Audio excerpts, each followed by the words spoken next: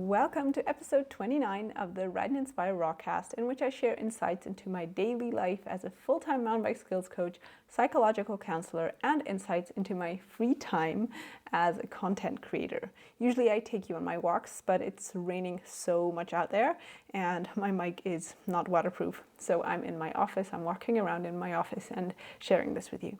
Today, I'll share some of the comments I got below my latest YouTube video. That's why I said content creator at the beginning of this podcast. And I'll address why I think this is a much deeper problem in the mountain bike industry and perhaps even in the entire world.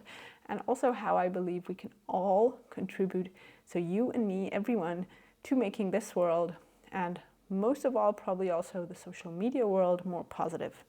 And also, I'll share how I believe mountain biking can contribute to making this world more inclusive overall. So this podcast is not sponsored, but if you can or if you want to support it, then you can do so by buying me a coffee or becoming a patron. You'll find the links below in the show notes. Before I start, I want to share some impressive numbers, and the source of these numbers is linked below. Did you know that only 3% of active internet users is toxic, but they produce 33% of the content, and only 0.1% of users spread 80% of fake news? That is pretty impressive, right? So the real issue may be that the percentage of non-toxic people is 97%, and these only produce 67% of the content and the comments. So we, these 97%, have the power to improve these numbers drastically with actually little effort, because we can all do this together. And that's what I'm hoping to inspire with this episode. And of course, you'll see I will come full circle to relate all of this to mountain biking. I'll start off by sharing a comment I got below my last YouTube video, in which I addressed that some male coaches have been stealing some of my content and some of the BICP's coaching principles without giving credit nor naming the source of their knowledge. So basically stealing and then selling this information as if it were theirs. Yes, I totally acknowledge in retrospect I could have, and perhaps should have, left the word male out there, because in no way did I have the intention to say that only men steal, or to make a point about, thinking bad of men in general. But until now, this stealing issue has only been done to me by men, which again in no way implies that we women are better or that it will never happen to me by a woman. So no, I'm not a sexist. I just shared my previous experience in a, humorous and like a little cheeky way. So here's a comment that I want to look at first. Surly Biker wrote, "How many cats do you think she has? Very unsexy vibe from this feminazi." Or feminazi, I don't know how you pronounce this. It's the first time I ever heard it. Well, yeah, very friendly, huh? So, okay, if I would have known that my joke would inspire so much, hate, then I probably would have just left it out. But in retrospect, it's actually great because it raised some issues, and the essence of what I said is 100% true, and it's a way deeper topic, and that's why I needed to address it, and I want to address it, and that's why today I'm talking about it here. So here are some more comments I got. What Nomad Travel Nurse 5 MTB-5 wrote, "Not sure what her issue is with men. She called me out for mansplaining in one of her videos. She's insecure and feels threatened that 90% of mountain bikers are men, and thinks most can't give an opinion without being threatening to her ego." Obi1283 wrote, "I wish girls shut up how to ride my bike." Salva wrote, "She has to be another delusional feminist in my opinion." Oh yeah, I know, because you see as men as competition. Alessandro wrote, "Don't get upset for people copying your content. I'm a coach, I watch tons of videos, and I use them in my classes to teach. I don't stop every time to tell my students where I got my knowledge from. My courses would then be about the videos I watch."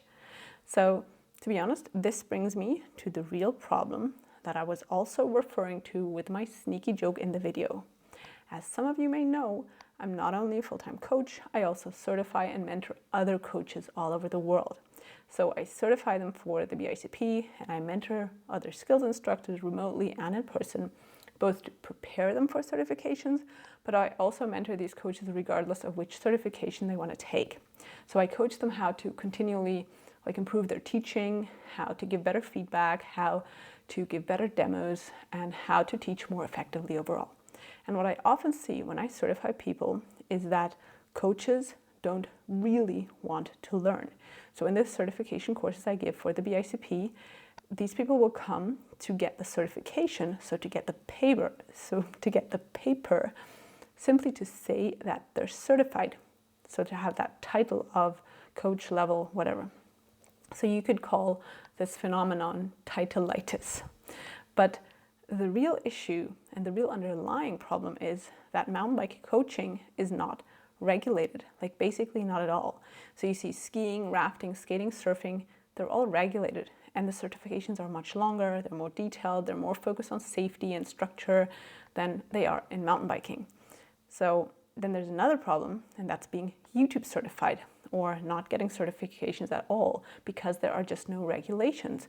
So there's people out there, they're just coaching, they're watching YouTube videos, they're building their curriculum, quote unquote, on YouTube, they're YouTube certified, and then they will not even reference where they got their knowledge from. I'll talk about this in a future podcast, but I just also wanted to touch on this in this episode. So here's, for example, a comment I got from a guy in Israel who I found out later also does tutorials and also coaches. His name's Positivi, and he wrote, "Try to get a little more loose, Roxy. Don't get so low. Try to watch Greg Minnaar position on the bike in steep trails."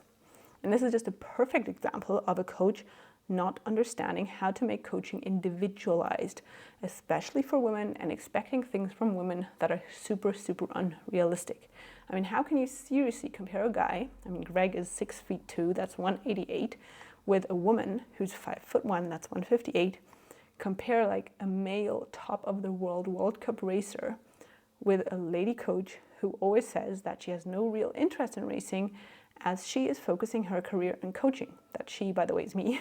So why compare this huge guy, who is, of course, totally different in many senses, to a really petite lady?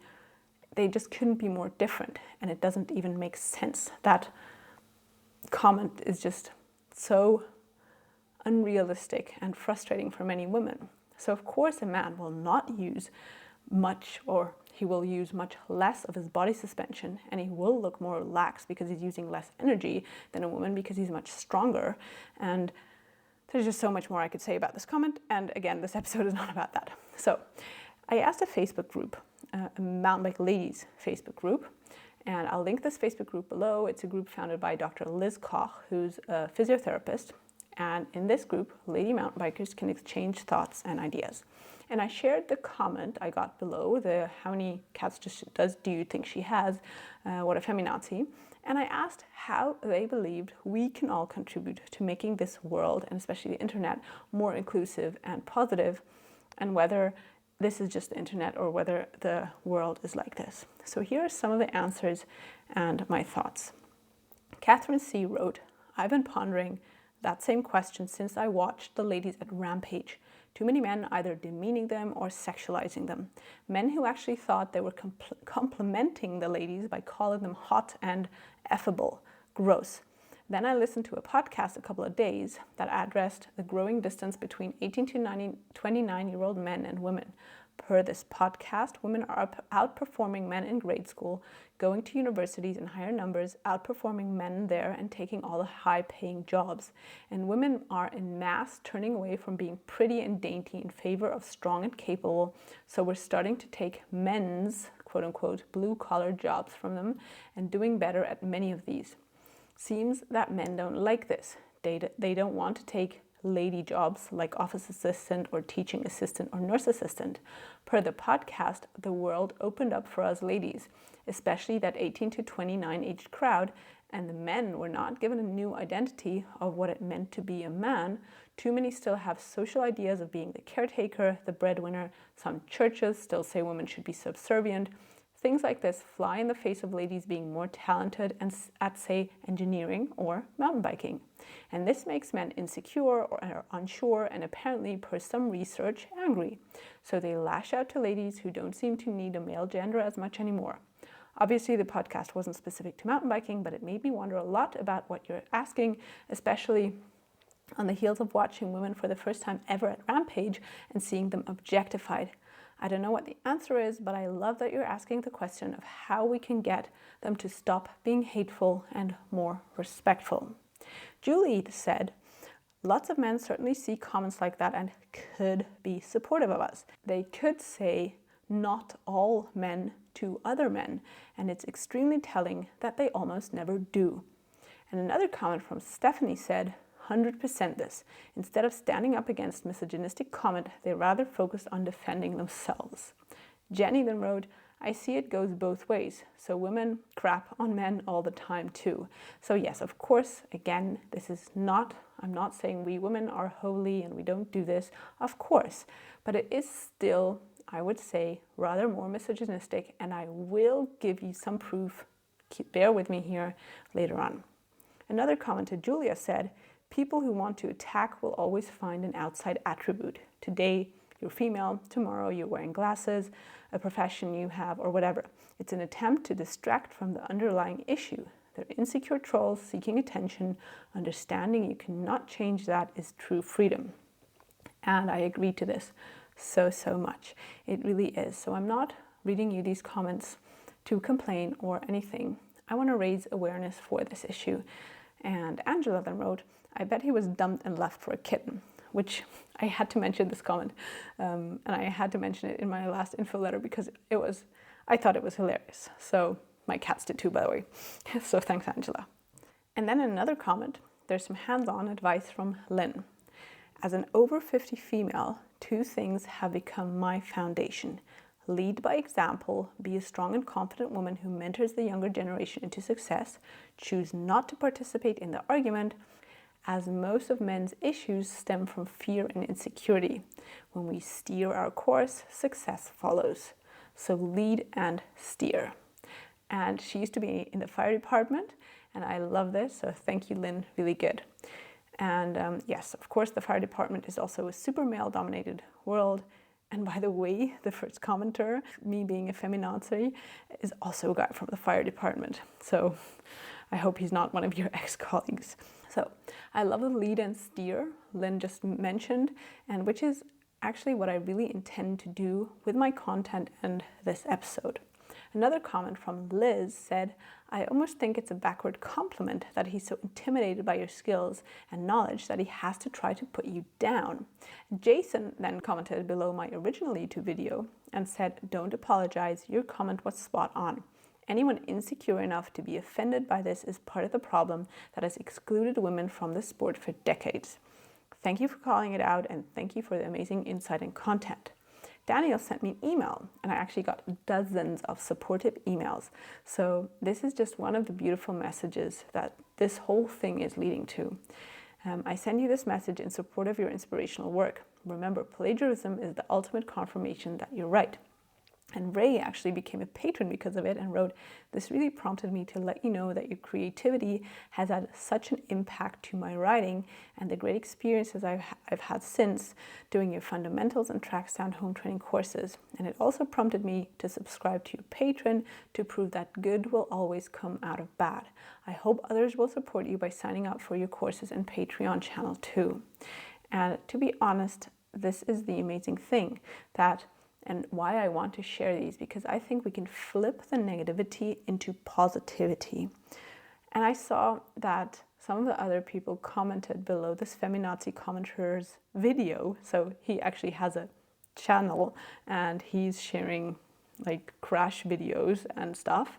And someone wrote, for F's sake, women do better than you. You need a coach before you hurt yourself, which is hilarious. Yes, it's not very respectful, but it's actually hilarious because it proves that bringing bad into the world will always be returned by bad stuff for this person.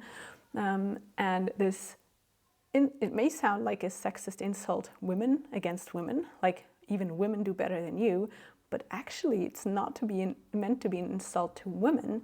It's just that he knows that writing worse than a woman is the ultimate insult for this guy, and he used it, which, yeah, as I said, it's kind of sad that to see that bad brings more bad into that person's life, but actually his bad intentions towards me brought so much good into my life. And I'm like super, super, super thankful for all the messages I got, because it's about focusing on the light, like a sunflower, like sunflowers do still have shadows, but they're always behind them because they turn their face towards the sun, and we can really choose to do that. Eva from Poland also sent me an email today writing, "Anger and malice will poison and inflict those who write such comments. They will receive what they bring into the world." And I agree to that. Although it may sound naive, I just see it every day that when people try to do me bad, they will get it and I will get so much good. So we need to remember, and this is something I really wanted to bring to you with this episode today, is that empathy and compassion are evolved states of being. So they require the mental capacity to really step beyond those primal urges, and of the primal urge of being suspicious towards things you don't know or that may be scary. And being cruel is often seen as a way to show strength, but actually it's a sign of weakness. It's a sign of fear, and it reveals that primitive being I was talking about. So if someone is cruel, it shows that they're fearful and they never forged new mental pathways to overcome this fear, this instinctual fear. And often that's why the kindest person in the room is often the smartest person. And that's really what I want to bring into the world with this episode. Share that we can be kind and respectful and honor other people's work, no matter their gender. That we start to acknowledge that women can shine in a male-dominated world, that we're not the weak gender, that calling someone a feminazi or other names will never help, and that please, writers, the real message of my video is to own those foundational writing skills. By the way, I've linked the video below, so if you haven't yet seen it, then do watch it. So here's a comment, for example, from a coaching colleague, Benny Berger 3153. He said, "I wish you never have to explain yourself to your audience again. I'm a male cycling coach working on athlete performance and skills. Males are always attacking Roxy's videos, and I really don't understand why. Anyways, I always respect your teaching points and give credit where it's due. That being said, a lot of writers, especially younger competitive writers at provincial, regional levels, try to move through their progressions too quickly, but when they crash, they wonder why. And when I have a session with them, again, I'm reinforcing exactly the points you're pointing out in the video. I cannot understate how good this video is. If a writer will never take skills lessons for whatever reasons, they can go a long way just trying, even without instruction, to apply these techniques. But if professional downhill racers can spend a full off-season just practicing body positioning, I think novices, beginners, and intermediate riders can eat some humble pie and spend more time practicing the basics." And yes, that's exactly a principle that I've been advocating for years, that we need to build solid foundational skills. I even shared my personal skills pyramid that took me years to develop. But only a few weeks later, some German douchebag shared my pillars, pretended he came up with the idea. Some coach named Scott named his free course exactly like my course, even with the same words in capitals. Some Swiss guy copied my track stand challenge, copy-pasted my website, like exactly copy-pasted it. And when I sent him a message, he said he simply took me as an inspiration, no copying involved, although he had the same things in the same order. So while I am grateful that more people are starting to acknowledge that fundamentals matter, and that some of my methodology is unique and copy-worthy, quote unquote, I wanted to address it because it is also an issue of genders. Because a lot of time when I say something as a woman, people just ignore it. And then the same principle is presented by a man and everyone's like, wow, this is revolutionary. And I'm sorry, that just shouldn't be. And this brings me to the next topic, and actually proof of this is not only in mountain biking. Did you know that only 6.7% of all Nobel Prize winners are women? And not because women are not smart enough, but because many women are often simply overlooked. There is some systemic misogyny, and I linked an honors thesis, can't pronounce this, an honors thesis from Bryant University below about it. And there are some examples that I'm going to share with you now. Do check it out. I did my research and it's pretty shocking. So for example, Vera Rubins, she died in 2016. Her pioneering work on the theory of dark matter was completely overlooked, while the 2011 Nobel Prize honored 3 men instead. Another notable scientist, Lise Meitner, German lady, was nominated 48 times for the Nobel Prize, 19 times for chemistry, 29 times for physics, for her work on nuclear fission of uranium, and ironically, her work was never acknowledged by the committee during all these years, while her collaborator, Otto Hahn, was awarded the Nobel 1944 in chemistry. So it's just, shocking, but here's an example in mountain biking. Binky Wonky wrote, "As for the gender thing, I respect you bringing attention to it. Sadly, misogyny is largely still ingrained in our culture, and mountain biking is no exception. My girlfriend is a very good rider, but I can't count the number of times she's been talked down to by guys. She's been mansplained, for example, tires. We both run pretty high tire pressure, but I've never been lectured about them being too hard, unlike her. Or she has guys having to overtake her at all costs, only to slow her down again. It seems like we men just don't get it." And man, this has happened to me so many times, because truly the faster and the better you ride, the more tire pressure you will run. And I've had so many people say, "It's impossible, you can't ride with this tire pressure." Like, so many men tell me this. And same thing with overtaking. It happens to me all the time. They see me, they overtake me, and then I'm stuck behind them and going, are they serious? So how many times have you experienced something similar? Share it with us by commenting below this podcast on YouTube, and do share it with people who this may resonate with.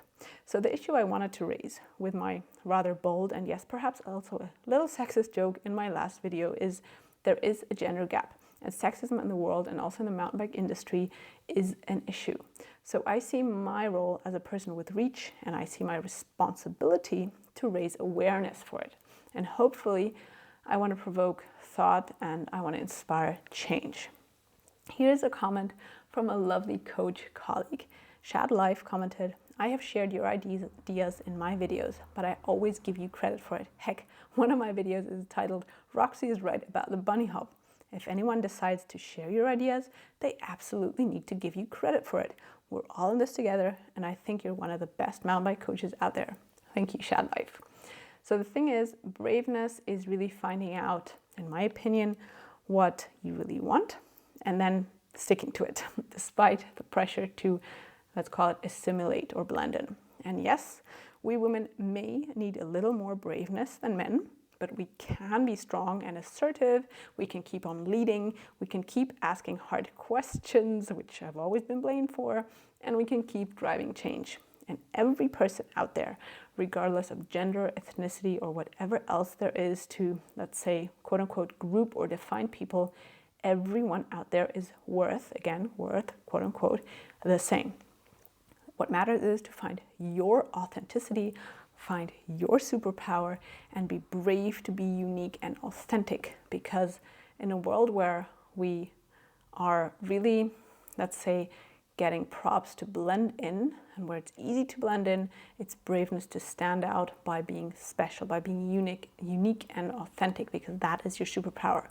And I like to say it's okay to disappoint as many people as it takes to avoid disappointing myself.